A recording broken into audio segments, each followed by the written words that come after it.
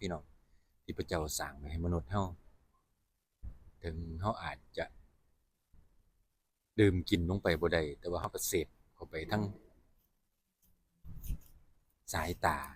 ทั้งจิตใจพี่น้องเฮ็ดให้เฮามีความสุขเฮ็ดให้ร่างกายเฮาแข็งแรงสุขภาพจิตเฮาก็ดีพี่น้องผมมาเล่นน้ำแนวนี้ผมมีความสุขผมก็อยากเก็บมาแบ่งปันให้พี่ให้น้องเฮาได้เบิ่งไปนํกันพี่น้องความสุขอยู่รอบตัวเฮาครับถ้าเกิดเฮามองให้มันเป็น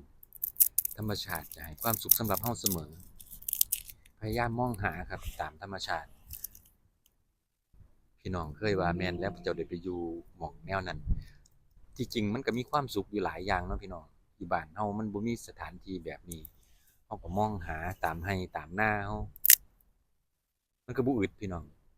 คือว่าสัตว์เลี้ยงที่เฮาเลี้ยงอยู่พวกงัวพวกควายใช้ชีวิตให้มันเป็นมองโลกให้มันเป็นพี่น้องเดี๋ยวเฮาก็จะเห็นความสุข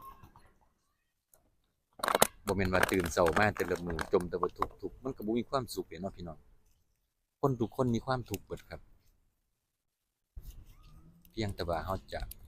รู้จักจุดนั้นบ่ถ้าเกิดเฮาปรับสภาพหรือว่า